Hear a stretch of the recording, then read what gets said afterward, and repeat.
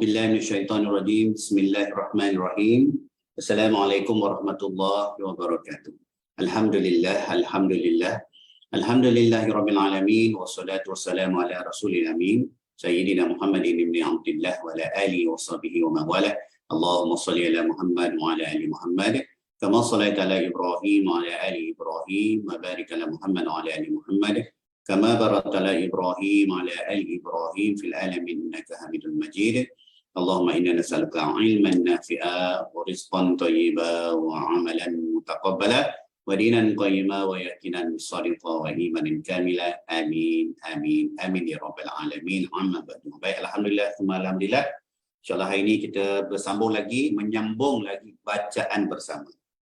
Jangan lupa kita ni hanya membaca bersama. Buat sahabat-sahabat yang mungkin kali pertama tengok video ni, ini sesi bacaan bersama saja. Tak ada syarahan, melainkan apa yang telah disyarahkan oleh penerbit melalui himpunan ringkasan-ringkasan tafsir yang dikumpulkan dalam kitab Al-Quran Amazing ni. Ini bukan kuliah syarahan. Nak kuliah syarahan, kita kena pergi kuliah syarahan lain lah. Ya. Bagi adik-adik kita mungkin tak biasa lagi dengan kuliah-kuliah syarahan. Apa dalam kuliah syarah, kitab-kitab kuliah-kuliah syarah Al-Quran, tak kira syarah menggunakan kitab apa, Ibn Katsir ke, Nurul Insan ke, Tafsir Al-Munir, Syekh Wahbah Zuhaili ke, Syekh mensyarahkan dengan lebih mendalam lah. Siapa yang pernah buka Tafsir Ibn Katsir tu, dia akan nampak lah, cara penafsiran tu berbeza. Dan apabila tuan-tuan guru mensyarahkan, maka tuan guru biasanya akan tambah lagi ilmu-ilmu yang tak ada dalam syarah tu. Contohnya syarah melalui penggunaan bahasa, syarah-syarah menggunakan hadis-hadis lain yang tak dibawa dalam kitab syarah tu. Ada juga kitab-kitab tafsir yang membawa sedikit sebanyak nak bagi menyedapkan cerita, syarah-syarah melalui cerita-cerita Israiliyat, tapi dinyatakan kat situ. Dinyatakan kat situ. Kalau kitab lama tak nyata, syekh-syekh sekarang dah nyatakanlah. Bab ni cerita-cerita Israiliyat. Kita dah jumpa dah sebelum ni. Dalam surah Al-Baqarah dan sebagainya, saya dah pusing dah sikit-sikit. Baik, alhamdulillah. InsyaAllah hari ini penamat kepada kisah Nabi Musa dalam surah ni. Dalam surah ni. Maka bila kita baca hari ini, kita dah almost lengkap lah perjalanan hidup Nabi Musa tu. Ada lagi ni, pengajaran-pengajaran seterusnya dalam Quran akan diberitahu lagi. Daripada Al-Baqarah tu, daripada Al-Baqarah sampai sekarang, kalau kita kumpul-kumpulkan cerita, kalau kita susun semula perjalanan dia, sirah dia, kita dah jumpa daripada mulanya Nabi Musa dilahirkan, dilepaskan dalam sungai, dibesarkan oleh mak dia sendiri dalam mana? Istana Firaun, dibesarkan. Kemudian terpaksa berhijrah keluar pada Mesir sebab dia terbunuh seorang Arab Kipti. Dia lempang, bunuh. Dia lempang ke tumbuk? Tumbuk rasanya, mati. Kemudian kita dah baca juga hadis sahih bagaimana Nabi Musa di akhir hayat dia melempang tanpa mata malaikat maut, buta sebelah, buta sekejap lah sebelah, itu bahagian akhir. Jadi kita dah jumpa cerita bagaimana Nabi Musa diangkatkan kerasulan dia, diangkatkan kerasulan, the story of the burning bush tu kan, dalam kitab-kitab Jibril, kitab-kitab Injil pun cerita sama. Bagaimana diarahkan untuk berdakwah kepada Firaun sendiri. Firaun sendiri suruh pergi berdakwah. Tapi sebelum tu, selepas diangkatkan kerasulan, diberikan mukjizat dalam bentuk tongkat dia. Kemudian dia sendiri meminta ditolonglah bagi aku seorang pembantu atas syafaat Nabi Musa, maka diangkatkan kenabian Nabi Harun. Kemudian Nabi Musa diarahkan untuk pergi berdakwah kepada Firaun. Sampailah cerita bab berlawan dengan ahli sihir, dah terlepas daripada Firaun, dah dimatikan Firaun. Kemudian berjalanlah seterusnya Bani Israel membawa harta-harta ghanimah, barang-barang rempasan daripada tentera Kipti tu, emas, perak dan sebagainya, wallahu a'lam, dan naik ke darat balik semula, sampai mereka ni mengeluh penat. Banyak bawa barang ni dicampakkan pada satu tempat. Pada masa yang sama Nabi Musa tinggalkan kaum dia sekejap selama 40 hari nak naik bermunajat di Gunung Tursina. Itu kita dah baca dalam surah-surah sebelum tu. Saya lupa dah, Al-Baqarah ke Ali Imran, bagaimana Nabi Musa bermunajat kepada Allah sampai dia nampak runtuhnya bukit, sampai pengsan. Ahli-ahli tasawuf mentafsirkan sebagai fana. Dengan secaya kita di bumi ni, kita tak mampu nak melihat Allah, hancurlah kita ni. Tapi Allah suruh lihat dia punya zat apa ni, kebesaran-kebesaran dia, sifat-sifat yang ditamsilkan dalam bentuk kejadian.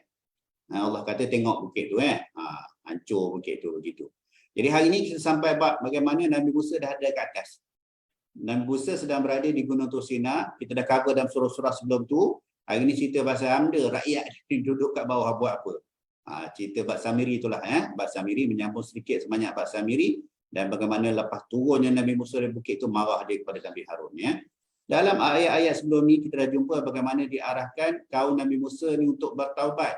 Siapa ingat? Saya lupa surah apa. Al-Baqarah rasanya. Apa syariat kepada Bani Israel pada zaman Nabi Musa ni? Nak bertaubat kena buat apa? Bunuh diri.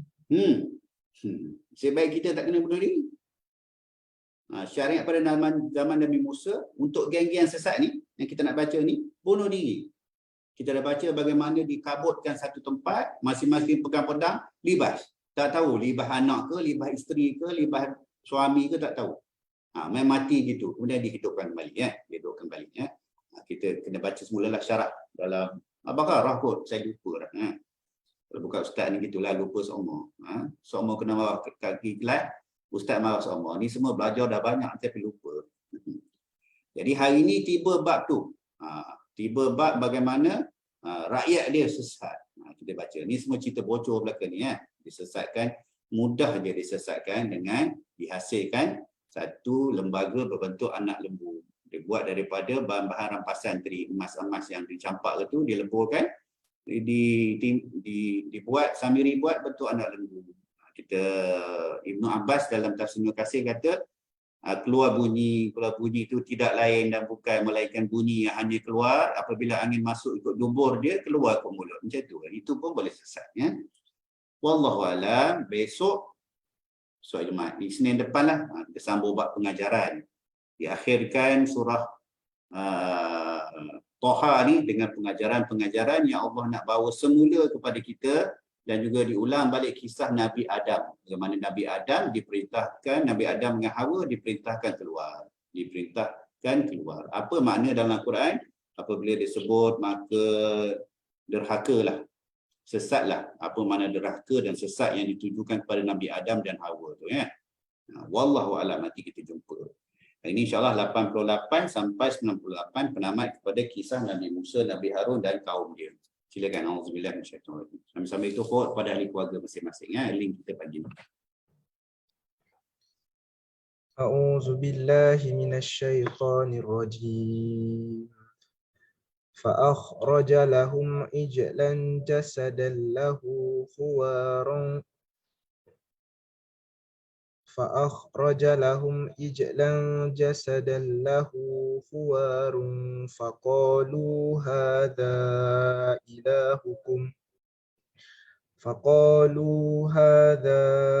إلهكم وإله موسى فنسي أفلا يرون ألا يرجع إليهم قولا ولا يملك لهم ضرا ولا نفعا ولقد قال لهم هارون من قبل يا قوم إنما فتنتم به وإن ربكم الرحمن فاتبعوني وأطيعوا أمري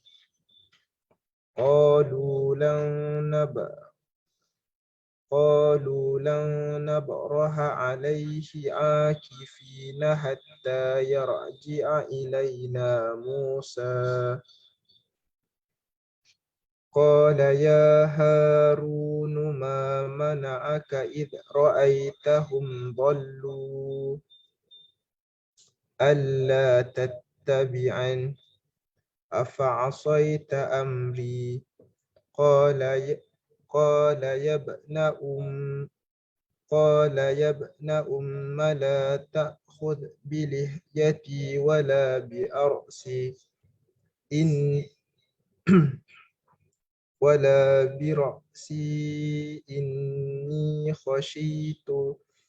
إني خشيت أن تقول فرقت بين بني إسرائيل ترفض قولي قال فما خطبك يا سامري قال بصرت بما لم يبصروا به فقبضت قبضة من أثر الرسول فنبذتها وكذلك سولت لي نفسي قال فاذهب فإن لك في الحياة أن تقول لا مساس وإن لك موعدا لن تخلفه وانظر إلى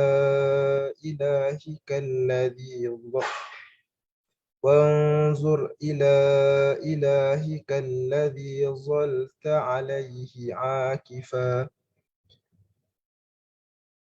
لنحرقنه ثم لننسفنه في اليم نسفا إنما إلهكم الله الذي لا إله إلا هو وسع كل شيء علما. Terjemahan. Kemudian daripada lubang api itu, dia iaitu Samiri mengeluarkan patung anak lembu yang bertubuh dan bersuara untuk mereka. Maka mereka berkata, inilah Tuhanmu dan Tuhannya Musa.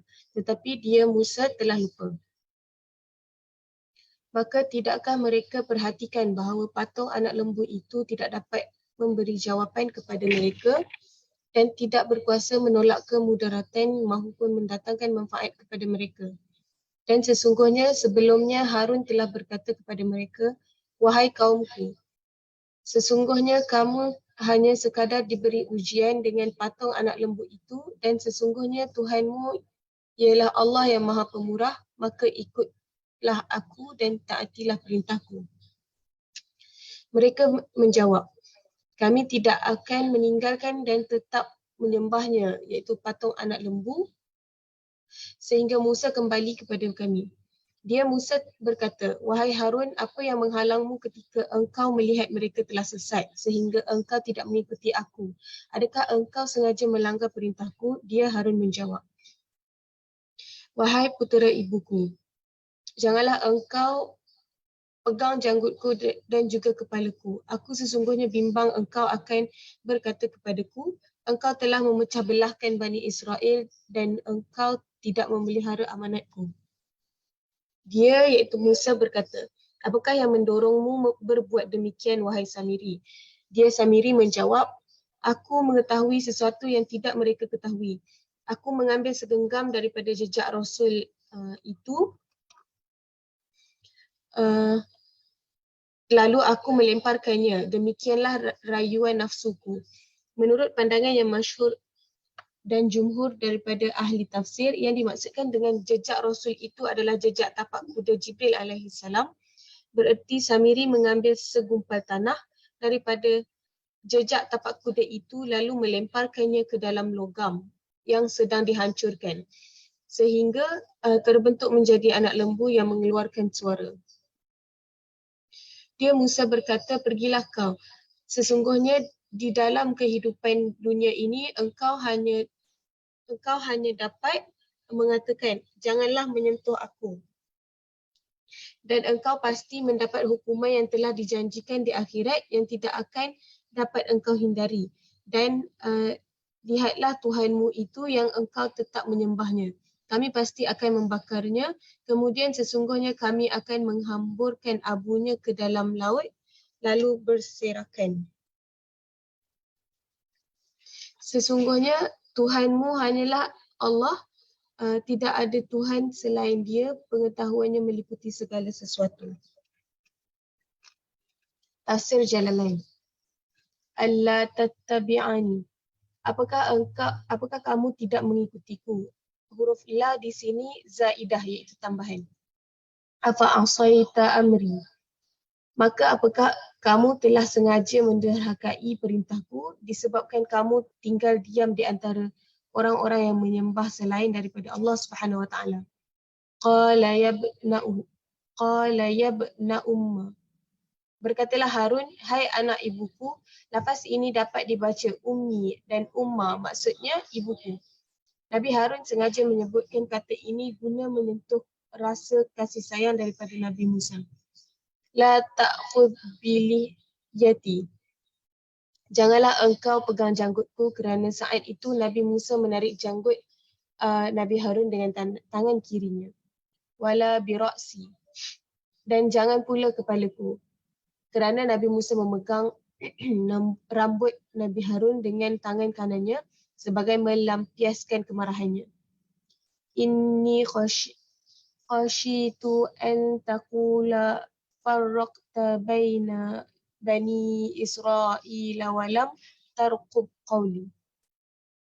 Sesungguhnya aku khawatir engkau akan berkata kepadaku, engkau telah memecah belah antara Bani Israel dan tidak pula menjaga amanahku. Tafsir Ibn Kathir. Allah Subhanahu Wa Taala menyampaikan informasi tentang Musa alaihissalam ketika pulang kepada kaumnya. Dia melihat perkara besar telah berlaku menimpa kaumnya. Maka spontan dia dipenuhi kemarahan dan melemparkan lauh-lauh, iaitu lembaran-lembaran ilahiyah yang ada pada tangannya, lalu menarik kepala saudaranya iaitu Harun ke arahnya. Mulailah di situ Musa menyalahkan saudaranya Harun alaihissalam dengan mengatakan, wahai Harun, apa yang menghalangmu ketika engkau melihat mereka telah sesat sehingga engkau tidak mengikuti aku. Surah Taha ayat 92 hingga 93. Iaitu engkau memberitahuku ketika hal ini berlaku pertama kali, apakah engkau telah sengaja melanggar perintahku? Surah Taha ayat 93. Iaitu yang aku berikan kepadamu berupa gantikanlah aku dalam memimpin kaumku dan perbaikilah dirimu dan kaummu dan janganlah engkau mengikuti jalan orang-orang yang berbuat kerosakan. Surah Al-A'raf ayat 142. Harun menjawab, wahai anak ibuku, janganlah engkau pegang janggutku dan jangan pula kepada kepalaku. Aku sungguh khawatir engkau dan berkata kepadaku, engkau telah memecah belah antara Bani Israel dan engkau tidak memelihara amanahku. Surah Taha ayat 94. Inilah permohonan maaf Harun kepada Musa atas kelambatan kabar yang disampaikan kepada Musa kerana dia tidak langsung menemui Musa dan memberitahukannya kejadian yang luar biasa ini.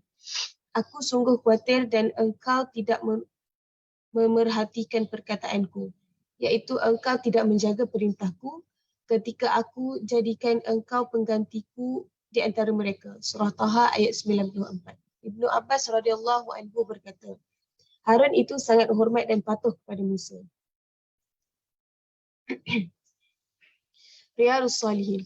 Daripada Usamah bin Zaid radhiyallahu anhu, dia berkata, Rasulullah sallallahu alaihi wasallam mengutus kami ke perkampungan Hurqah di Bani Juhainah. Kami menyerang mereka di pagi buta dan membuat mereka bercerai-berai.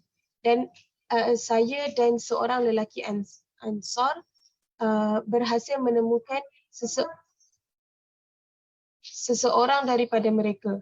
Tatkala kami dapat mengepung, dia tiba-tiba mengatakan, La ilaha illallah. Si lelaki Ansar menahan penyerbuannya. Sedang aku meneruskannya hingga ku bunuh orang itu. Ketika kami pulang, peristiwa ini disampaikan kepada Nabi. Sehingga baginda bertanya kepadaku, apakah kamu membunuhnya setelah dia mengucapkan La ilaha illallah? Aku menjawab, betul ya Rasulullah. Dia mengucapkannya hanya sekadar mencari keselamatan. Nabi melanjutkan, apakah kamu membunuhnya setelah dia mengucapkan La ilaha illallah? Nabi berulang kali menegurku dengan ucapan ini. Hingga aku berharap, kalaulah aku belum masuk Islam sebelum itu. Hadis riwayat Al-Bukhari, Muslim. Hadis di atas memberikan pelajaran kewajipan menjalankan hukum-hukum Islam dengan asas anggapan tidak bersalah. Tidak boleh menghakimi dengan perkara yang batil. Sebagai tindakan pencegahan, maka dilarang bagi orang yang berperang membunuh musuh yang sudah bersyahadah dengan dalih ketidakjujuran. Tambah Hadis kalau kita ambil sebuah hadis daripada kitab syarah hadis Imam Muslim, Rasulullah sallallahu alaihi wasallam tanya Usamah, hadis ini daripada Usamah radhiyallahu anhu. Rasulullah sallallahu alaihi wasallam bersabda ketika dia lah Usamah lah, dalam cerita lain sama ada yang ini tak pasti, tapi Usamah pernah bunuh macam yang sama. Dia bunuh seorang yang mengucapkan kalimah syahadah disebabkan ketakutan dalam perang tu. Rasulullah tanya dia, adakah kamu telah merobek hatinya sehingga kamu tahu apa yang dikatakan atau tidak? Jadi kadar usul fiqh ulama dah tetapkan kita hanya berhukum pada benda yang zahir saja. Benda yang zahir kata dia umir ta'an ahkama bizahir wallahu yatawalla sarair. Itu bukan hadis Kalau siapa kata hadis tu, itu hadis maudhu' lah. Tapi kata ulama yang mengatakan kita ni kaedah hukumnya kita hanya boleh berhukum dengan benda yang zahir je, benda yang jelas. Benda dalam hati tak jelas kita tak boleh nak hukum. Kita boleh nak kata dia saja je sebab dia takut, sebab tu dia ucap kalimah, tak boleh. Jadi kadang-kadang hukum-hukum lain pun macam tu juga. Kita kena tengok yang zahir saja. Wallahu a'lam. Terus hadis Nabawi. Hadis Nabawi. Daripada Ummu Salamah radhiyallahu anha, dia berkata, Rasulullah sallallahu alaihi wasallam bersabda, aku hanyalah manusia biasa dan kamu seringkali mengadukan persengketaan kepadaku. Boleh jadi sebahagian di antaramu telah pandai bertikam lidah daripada lainnya sehingga aku putuskan seperti yang ku dengar. Maka sesiapa yang ku putuskan menang dengan menganiaya hak saudaranya, janganlah dia mengambilnya. Sebab sama artinya aku ambilkan perkakas api baginya. Hadis riwayat Bukhari, Sahihul Bukhari. Kita dah jumpa dah hadis ni. Hadis ni sebelum dah jumpa dalam versi yang sedikit berbeza. Begitu juga dengan hadis lain, Rasulullah kata, aku ni taklah pandai sangat. Maksud dia, bukanlah semua perkara dunia ni aku tahu. Kalau bahagian kurma, apa hadis saya lupa lah. Maksud dia kalau bahagian berkebun ke apa ke, itu kamu lebih tahu pada aku lah. Macam tu. Tak semuanya Rasulullah diturunkan dengan kepandaian dalam semua bab. Rasulullah tahu apabila diwahyukan, diilhamkan. Macam tu. Jadi kadang bila Rasulullah nak memutuskan ni pun begitu. Ada hadis lain, berbalah Arab dengan Yahudi. Pasal tanah lah, pasal tanah. Rasulullah tanya ada bukti tak? Tak ada bukti, boleh bersumpah tak? Orang Arab kata kalau bersumpah memang kalah lah aku hari ni. Sebab Yahudi ni dia bersumpah, dia pelik apa? Rasulullah kata aku hanya boleh berhukum dengan apa yang zahir saja. Jadi kita ni dalam hukum hakam Islam ni sumpah tu besar, sumpah tu besar. Jadi ini hadis ni pun samalah. Aku hanya manusia biasa, kamu seringkali mengadukan persengketaan padaku, boleh jadi sebahagian daripadamu di antaramu lebih pandai bertikam lidah, lagi pandai cakaplah, berhujah dan sebagainya. Itu masuklah bab sumpah Yahudi tu. Tapi amaran Rasulullah hujung tu, itu yang nak kena tengok tu. Amaran Rasulullah pada hujung tu. Itu yang kita kena bimbang. Ancaman api neraka. Sama dengan bab sumpah. Orang tuduh isteri dia berzina, dia sumpah. Isteri dia dah kena jawab. Kalau isteri dia tak jawab, boleh kena hukum. Tapi kalau isteri dia bersumpah, hanya dengan bersumpah, boleh lepas isteri dia. Tuduh dengan sumpah, lepas pun dengan sumpah. Lepas pun boleh sumpah. Tapi ancaman kepada mereka yang menipu dan sumpah, itu berat. Dan Islam pakai sumpah ni sampai sekarang hukum tu, cuma kita bukan undang-undang Islam sepenuhnya kan. Jadi sumpah siapa yang nak kena ambil, itu kena belajar. Kalau bab muamalat ada sumpah-sumpah orang yang tertentu, hakim akan menguatkan. Maksud dia hakim pakai sumpah dia tu. Dan bab muamalat dah tengok kontrak-kontrak tu macam mana. Ada sumpah yang lagi tinggi darjat sikit daripada sumpah yang lain. Wallahu a'lam. Ini kena belajar sikit lah. Hadis kursi. Hadis Qudsi.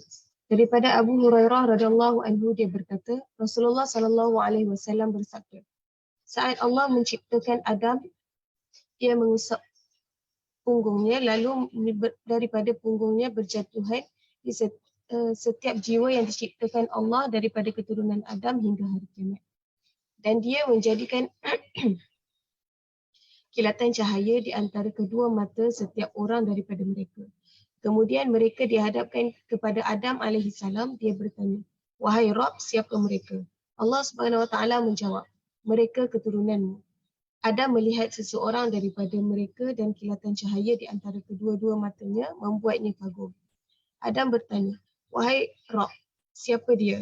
Allah menjawab, ia orang akhir zaman daripada keturunanmu bernama Daud. Adam bertanya, wahai Rabb, berapa lama engkau menciptakan umurnya? Allah menjawab, 60 tahun. Adam bertanya, wahai Rabb, tambahkanlah 40 tahun daripada umurku.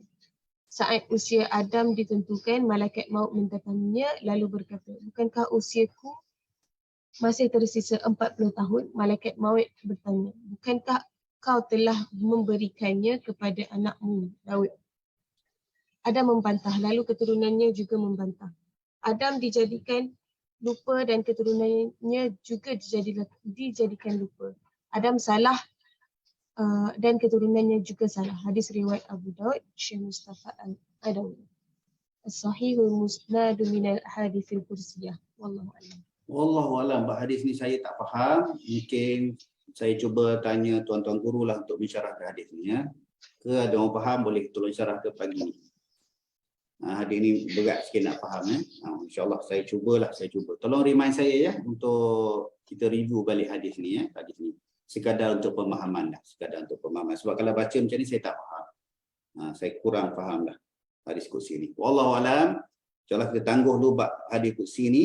Tapi bab pengajaran daripada kisah perjalanan hidup Nabi Musa dan Nabi Harun dan seperti saya beritahu tadi, seterusnya dalam surah Al-Laha ialah pengajaran-pengajaran yang Allah nak bagi tahu kepada kita dan ulang balik cerita pasal Nabi Adam. Bagaimana Nabi Adam, sesuai lah ni, bab hadis kursi ni mungkin kita review balik ya. Nabi Adam diperintahkan keluar daripada syurga dengan Hawa. Wallahu a'lam, insya-Allah besok mulalah bab pengajaran. Besoklah Isnin Sihat tubuh badan panjang umur kita Isnin, kita masuk 99 sampai 113. Dah mula pengajaran dah. Wahai Muhammad, kenapa aku nak cerita pada kau cerita pasal Nabi Musa ni? Dah mula besok insya-Allah. Insya-Allah. Wallahu a'lam. A'udzubillahi minasyaitonirrajim. Bismillahirrahmanirrahim. Allahumma faqihna fid din. Allahumma faqihna fid din. Allahumma faqihna fid din wa 'allimna ta'wil. Wa ihdinas siratal mustaqim, siratal ladzina an'amta 'alaihim minan nabiyyin was-siddiqin wasyuhada'i was-shalihin wa hasuna ulaika rafiqa ya arhamar rahimin. Walhamdulillahi rabbil alamin. Subhanakallahumma wa bihamdika asyhadu an la ilaha illa anta astaghfiruka wa atubu ilaik. Wabillahi taufiq wa hidayah. Assalamualaikum warahmatullahi wabarakatuh.